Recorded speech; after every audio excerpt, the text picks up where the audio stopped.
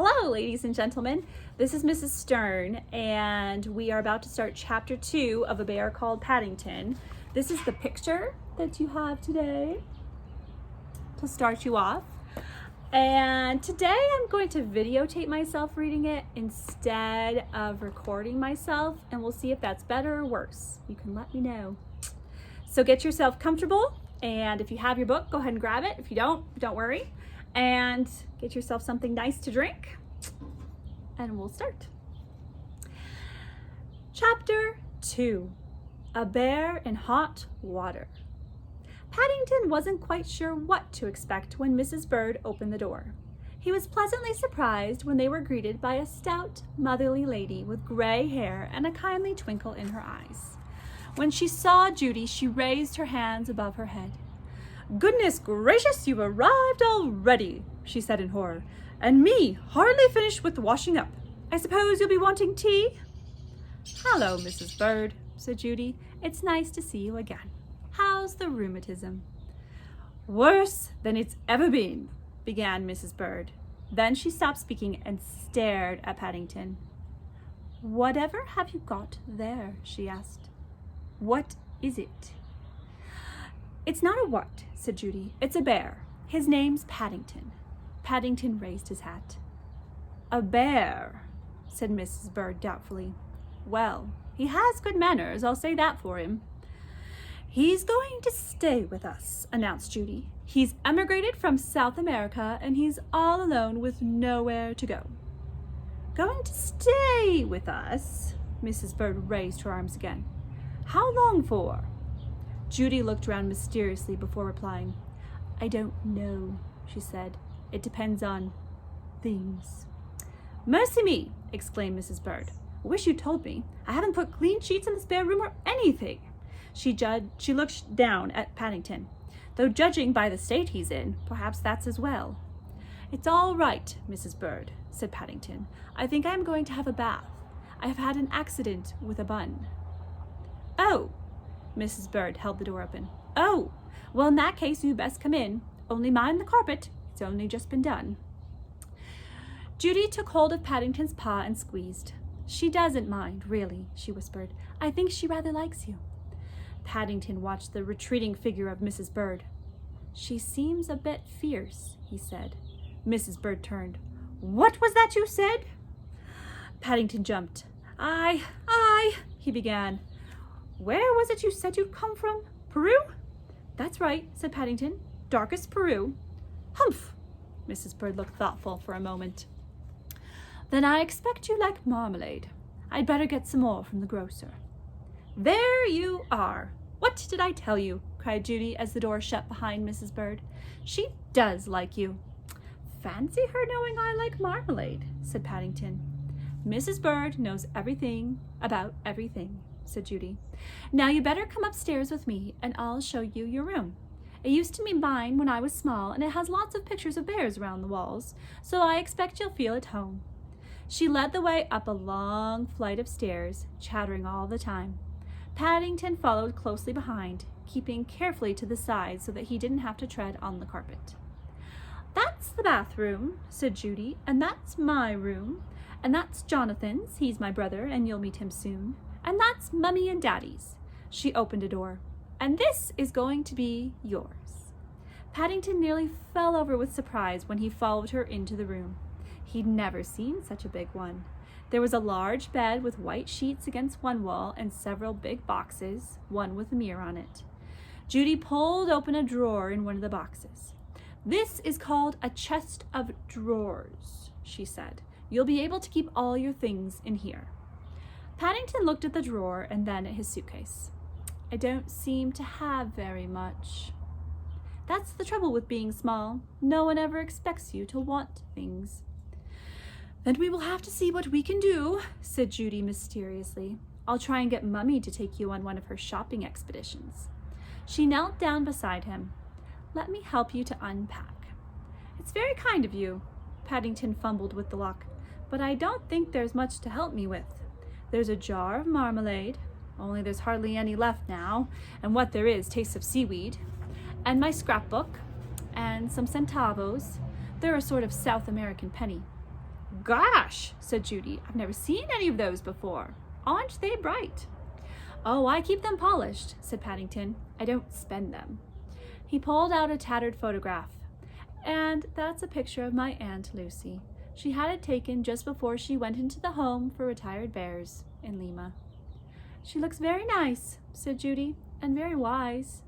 Seeing Paddington had a sad, faraway look in his eyes, she added hastily, Well, I'm going to leave you now so that you can have your bath and come down nice and clean. You'll find 2 taps, one marked hot and one marked cold. There's plenty of soap and a clean towel. Oh, and a brush so that you can scrub your back. It sounds very complicated, said Paddington. Can't I just sit in a puddle or something? Judy laughed. Somehow I don't think Mrs. Bird would approve of that. And don't forget to wash your ears. They look awfully black. They're meant to be black, Paddington called indignantly as Judy shut the door. He climbed up onto a stool by the window and looked out. There was a large, interesting garden below, with a small pond and several trees which looked good for climbing. Beyond the trees, he could see some more houses stretching away into the distance. He decided it must be wonderful living in a house like this all the time.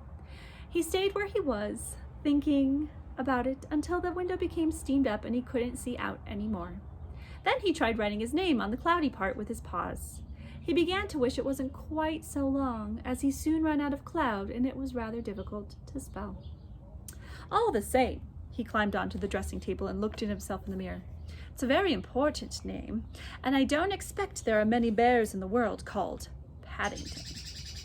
If he'd only known, Judy was saying exactly the same thing to Mr. Brown at that very moment. The Browns were holding a council of war in the dining room, and Mr. Brown was fighting a losing battle. It had been Judy's idea in the first place to keep Paddington. In this, she had not only Jonathan on her side, but also her mother. Jonathan had yet to meet Paddington, but the idea of having a bear in the family appealed to him. It sounded very important. After all, Henry, argued Mrs. Brown, you can't turn him out now. It wouldn't be right. Mr. Brown sighed. He knew when he was beaten. It wasn't that he didn't like the idea of keeping Paddington. Secretly, he was just as keen as anyone. But as head of the Brown household, he felt he ought to consider the matter from every angle. I'm sure we ought to report the matter to someone first, he said. I don't see why, Dad, cried Jonathan. Besides, he might get arrested for being a stowaway if we do that. Mrs. Brown put down her knitting. Jonathan's right, Henry. We can't let that happen. It's not as if he's done anything wrong. I'm sure he didn't harm anyone traveling in a lifeboat like that. Then there's the question of pocket money, said Mr. Brown, weakening. I'm not sure how much pocket money to give a bear. He can have £1 a week, the same as the other children, replied Mrs. Brown. Mr. Brown lit his pipe carefully before replying. Well, he said, we'll have to see what Mrs. Bird has to say about it first, of course. There was a triumphant chorus from the rest of the family. You'd better ask her then, Mrs. Brown said when the noise had died down. It was your idea. Mr. Brown coughed. He was a little bit afraid of Mrs. Bird, and he wasn't at all sure how she would take it. He was about to suggest they left it for a little while when the door opened and Mrs. Bird herself came in with the tea things. She paused for a moment and looked round at the sea of expectant faces.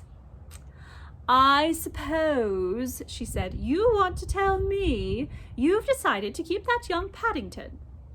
May we, Mrs. Bird, pleaded Judy. Please, I'm sure he'll be very good. Humph! Mrs. Bird put the tray down on the table. That remains to be seen. Different people have different ideas about being good. All the same, she hesitated at the door. He looks like the sort of bear that means well. Then you don't mind, Mrs. Bird? Mr. Brown asked her. Mrs. Bird thought for a moment. No, I don't mind at all. I've always had a soft spot for bears myself. It'll be nice to have one about the house. Well, gasped Mrs. Brown as the door closed. Whoever would have thought it? I expect it was because he raised his hat, said Judy. It makes a good impression. Mrs. Brown likes polite people. Mrs. Brown picked up her knitting again. I suppose someone ought to write and tell his Aunt Lucy. I'm sure she'd like to know he's safe. She turned to Judy. Perhaps it would be a nice thought if you and Jonathan wrote. By the way, said Mr. Brown, come to think of it, where is Paddington? He's not still up in his room, is he? Judy looked up from the writing desk where she was searching for some notepaper. Oh, he's all right. He's just having a bath. A bath? Mrs. Brown's face took on a worried expression. He's rather small to be having a bath all by himself. Don't fuss so, Mary, grumbled Mr. Brown, settling himself down into the armchair with a newspaper. He's probably having the time of his life. Mr. Brown was fairly near the truth when he said Paddington was probably having the time of his life. Unfortunately, it wasn't in quite the way he meant it. Blissfully unaware that his fate was being decided, Paddington was sitting in the middle of the bathroom floor, drawing a map of South America with a tube of Mr. Brown's shaving cream. All right, ladies and gentlemen, we are going to stop there for today. So go ahead and put a bookmark in your book if you have it with you. This is the picture of tomorrow, Paddington having a bath. And for our enrichment today, I'm just going to mention a couple things. Number one is the word keen, K-E-E-N, keen. And it was used in today's chapter when the Browns were all keen to keep Paddington. So if you're keen to do something, you're excited to do it. You are looking forward to it. So try to use the word keen and put it in your vocabulary treasure chest. Now, the next thing is Mrs. Bird. We've met a new character. So far we've met Mr. Brown, Mrs. Brown, Paddington, the taxi driver, who I don't think we'll meet again, Mrs. Bird, who's going to be a main character, Judy, of course, and I think we just met Jonathan down in the drawing room. So we've met a couple characters. The only one I don't think we'll see again is probably the taxi driver. And Paddington, of course, is the main character. Lastly, we have an example today of foreshadowing. Now, foreshadowing is like when you have a shadow that's in front of you. It's telling you what's coming instead of being behind you, telling you what's already happened.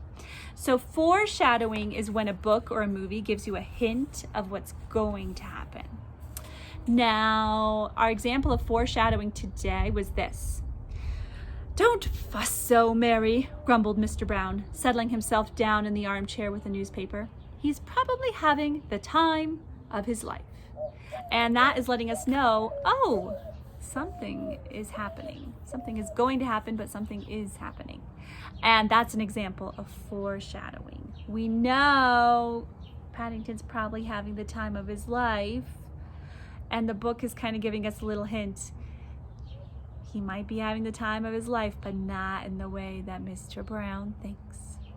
All right, that is it for today. That was your enrichment. And for your project today, please try to draw a scene from what we've read so far. Now, a scene can be any little piece that we have heard in the book. So it could be Paddington with the taxi driver. It could be Paddington stepping in Mr. Brown's tea with the cream and jam. It could be Mrs. Brown and Mr. Brown finding Paddington sitting on his suitcase with his hat and having a little tag on him that says, please look after this bear. It could be any of those things. It could be anything that has happened so far in the book. It could be him sitting on the bathroom floor drawing South America and shaving cream. And drawing is one of those things you get better at with practice. So just give it your best shot and then move on. And I'd love to see your picture if you finish it, but no pressure at all. All right, thank you. Have a wonderful day. And tomorrow we'll have Paddington take a bath.